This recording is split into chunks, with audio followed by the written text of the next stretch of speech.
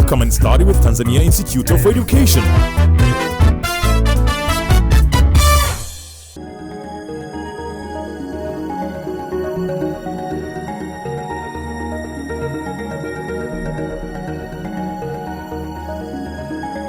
Reactivity series of metals. Metals react with oxygen, water, and acid in different ways. Some metals react with cold water vigorously, while others do not react with water at all. Some metals do not react even with acids. Gold and silver, for example, are so expensive because they do not easily react with atmospheric oxygen. The aim of our experiment is to investigate the relative reactivities of metal. Requirements: apparatus, water trough, petri dish, filter paper, a pair of tongs, a pair of scissors, chemicals, phenolphthalein indicator, sodium metal, and the distilled water. Procedures: take water trough.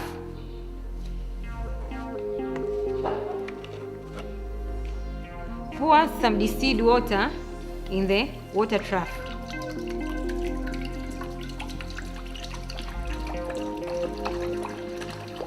Pour some few drops of phenolphthalein indicator in the water trough.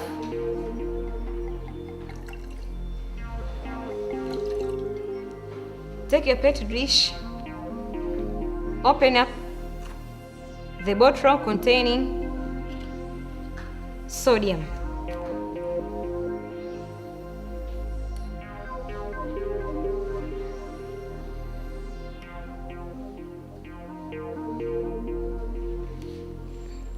Precaution during doing this experiment of reactivity series of a sodium, you have to use a very small piece of sodium metal.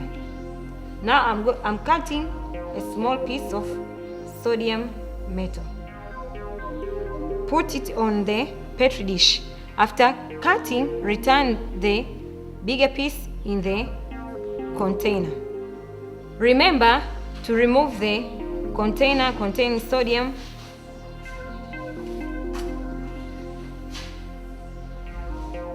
This is a small piece of sodium metal on the petri dish, as you can see.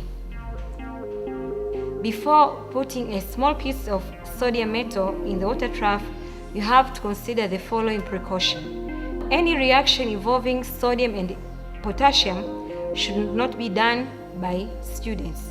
Even the teacher must exercise with extreme care. Now, these metals are kept under kerosene all the time.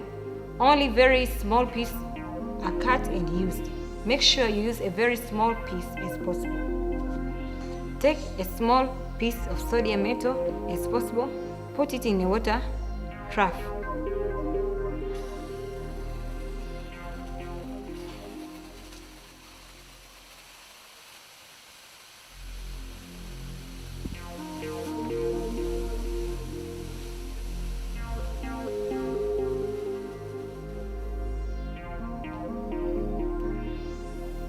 Water has changed color because of the reaction which was between sodium metal and water, and the product is sodium hydroxide and hydrogen gas released. Water has changed color because of sodium hydroxide solution.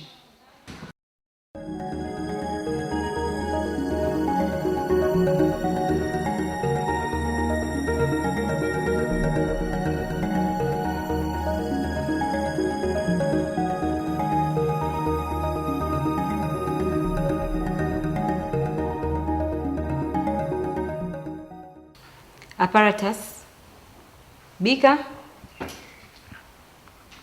spatula,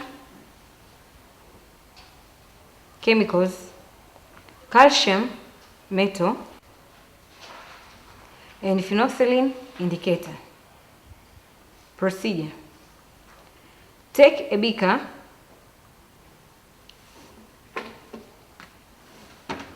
put some distilled water,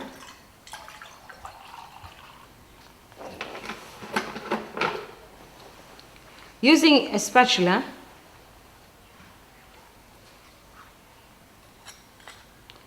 put calcium metal in the beaker.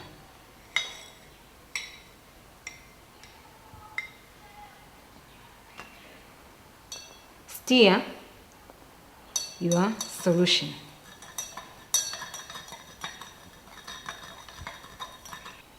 Observe the reaction between calcium and the water and compare with the reaction between potassium and the water and sodium and the water.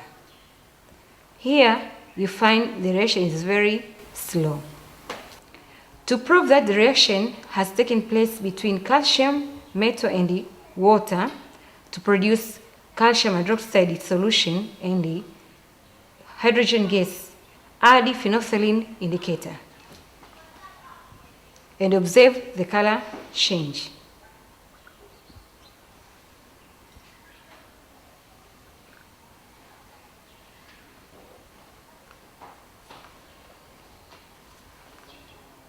The solution has changed the color, that is to say, calcium hydroxide produced is alkaline in nature.